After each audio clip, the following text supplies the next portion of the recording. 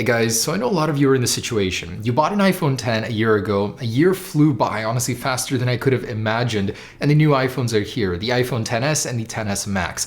Now the question is, do you upgrade? This thing still feels new, it feels great, but the new one is just a little bit shinier, it's got that new gold color. What else is different? I'm gonna break it down in this video, and there are so many differences actually between the 10 and XS. Of course, I'm gonna try and make it as easy as possible for you to understand whether or not you should upgrade or not, and I think I'll have some very valid points here. So let's go ahead and break it down. How does the XS or XS Max differ from the 10? And is that difference worth upgrading to this year, or should you skip it? And there are a lot of small stuff, there are some bigger things, but it's mostly those little differences, quality of life upgrades between the 10 and XS, mostly like going from the iPhone 6 to 6S, but it seems like even less of a difference now, but I'll still try and lay it out for you. Before I begin, I wanted to mention that I will be mostly comparing the iPhone XS to the iPhone 10. The XS Max is very similar aside from the size, but if you guys wanted to learn more about the differences between those, I'll leave a link down below in the description. So let's start with materials. The iPhone XS now has a more durable glass. Apple says it's the most durable ever,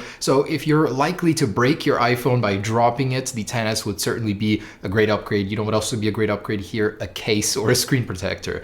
If you have one of those, usually you're pretty covered, but if you do happen to break the back glass on an iPhone 10, you basically have to pay $400 and replace the entire thing. So yeah, a more durable phone certainly would help here. The durability extends into water resistance as well. The new iPhone XS gains an IP68 water resistance at 2 meters versus the iPhone 10s at 1 meter, and most of the time it does fail. I've had so many friends actually lose their iPhone 8, 10 series just by dropping it into a little bit of water. It's very strange how it works. Sometimes you can go really deep on it, like on my channel. Sometimes it just happens to break. So if you're likely to go around water, and by the way, Apple was advertising it like, yeah, you can go into the ocean, you can go into the water. It's not covered by warranty, but you could do it now. You know, it's 6.5 feet for 30 minutes. So that's a very, very good rating. If you want to be around the water without a case, the iPhone XS is certainly the one to get just for that. And that's actually a very, very big deal. It overshadows Samsung's rating at 1.5 meters, which is 5 feet. And of course, with the iPhone XS, you get that stunning new gold color. If you're tired of the silver or space gray and you wanted to try out what Apple calls it,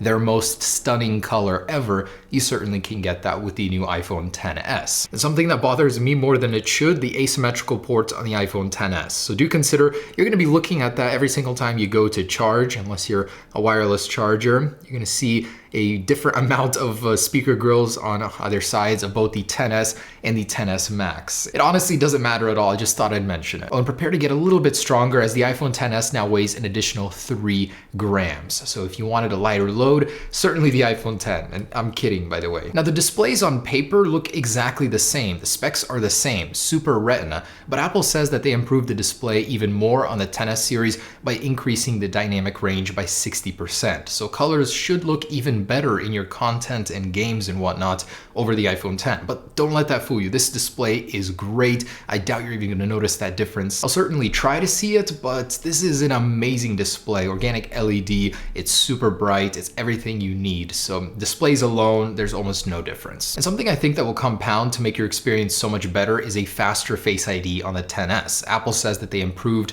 and made the secure enclave even faster and more secure. So you're going to be able to get into your phone even faster. So the XS is technically going to be a time saver. Time is money, right? And probably the biggest reason to upgrade aside from the larger display size for me personally is the Apple A12 chip. This thing is an absolute monster. It's the industry's first 7nm chip in a smartphone. Huawei is not far behind Apple on that end, but 7nm is going to be future-proofed for years to come. Apple is still supporting the iPhone 5S 5 or 6 years later now, and the iPhone XS should last roughly between 4 to 5 years, possibly even 6, who knows. S models get some extraordinary support by Apple. That doesn't mean the iPhone 10 will get dropped. It still has an incredible processor, but the 7nm A12 will last even longer. And if you wanted to buy the iPhone XS and actually keep it instead of watching next year's video, iPhone XS versus iPhone 11 should you upgrade, then it certainly will be very future-proofed. The biggest difference with the A12 that I think you'll notice on a daily is that Apple says app launching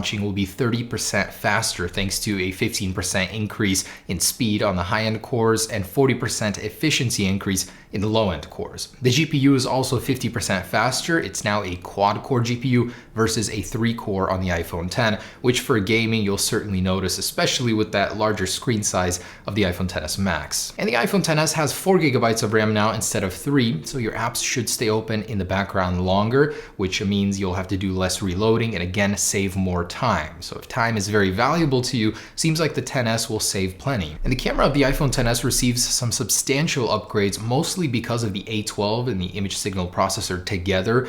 There's a new mode called Smart HDR, very similar to what Google offers right now, where it combines multiple exposures, multiple dynamic ranges into one photo and gives you the perfect shot every single time. Apple did say that there's zero shutter lag now, so you could even take pictures a little bit faster with no delay whatsoever. Shooting towards the sun is even better than dynamic range just because of that new feature. It combines a bunch of photos together and will give you a greater dynamic range here. What most people don't know about the iPhone XS camera that is very substantial is that the actual pixel sizes on the sensor have grown to 1.4 micrometers versus 1.22. This means better low light performance as well as better colors just because it's able to accept more light. And Apple did say that video in particular does better in low light thanks to those increased pixel sizes and the Apple A12 chip. And now stereo recording via video is available thanks to the 4 microphone setup of the iPhone XS. Of course, there's that selectable focus mode where you can take a picture and then change the focus in the background afterwards by adjusting the aperture, and that wasn't possible before the A12 apparently.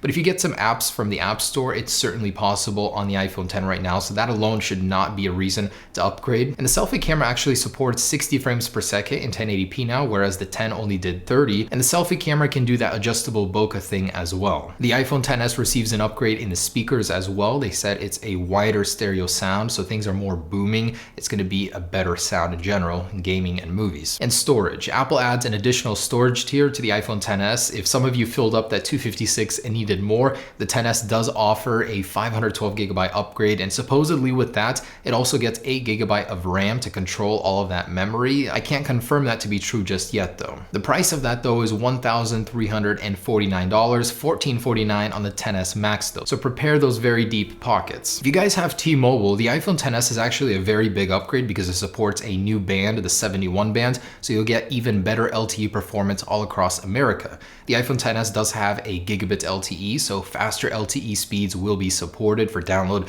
and upload, and its roaming support is unparalleled. Apple says it's the best right now, better than any iPhone before it, and of course it does have that dual SIM capability. It's eSIM here in America in most areas except China, as there it's a physical dual SIM, but you can still get 2 numbers on one phone. And actually at the keynote, I noticed that there's a dual signal bar, which actually looked really cool, very efficient use of that, so you could get that potentially too. And battery life. So the iPhone 10 usually can get me through an entire day. Sometimes I'll have to charge twice if I'm really using it, but don't expect that to change much with the XS. Yes, the battery life will be 30 minutes better, but 30 minutes is not a lot of time. You'd be better off just getting a battery case or a portable battery charger or something. So battery life is better, and I've heard also a rumor that there's a potential that it's included with a 10-watt fast charger that just hasn't been enabled yet. Like Apple did with the iPhone 10, they could push out a software update that could enable a 10-watt fast charging. Right now it's limited to 7.5. So maybe a faster charger is available, but not in the box certainly. You will not be getting a fast charger in the box, still that 5-watt adapter,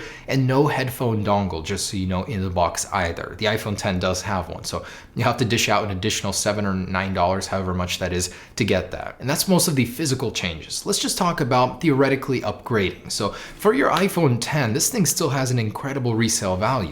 You can sell it right now, as a company says, for $680. Okay, let's say $600 to $680. So for $400, $300 to $400, you can upgrade your iPhone 10 to a XS. Question is, do you do it? Do you spend that extra $300 and get all of those little physical changes here and there, faster, more future-proofed processor, and a slightly better video camera, slightly better battery life at 30 minutes, a new gold color if you want it?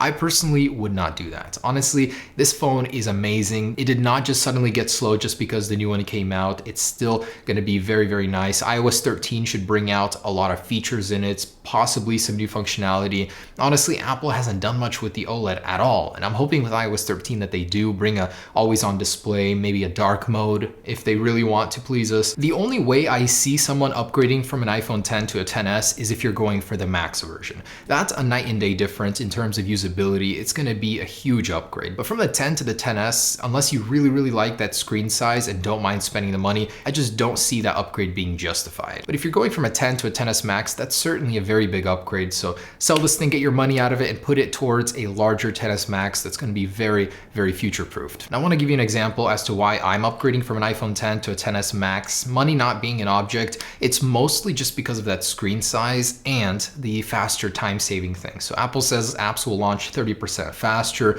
The camera has zero shutter lag. You know, it has an additional gigabyte of RAM. It just seems like overall it's going to be a time saver if you use your phone a lot. And I'm all for saving time and being more efficient in certain areas. So it feels like that $300, $400 additional price will certainly pay itself back compounded over time. And I know that may be a ridiculous reason to upgrade, but 30% is quite a lot and it will add up. Oh, and hey, you'll be getting some new wallpapers on the iPhone XS by default in settings, so that'll be nice until Apple takes them away in a year or so, as they always do for whatever reason.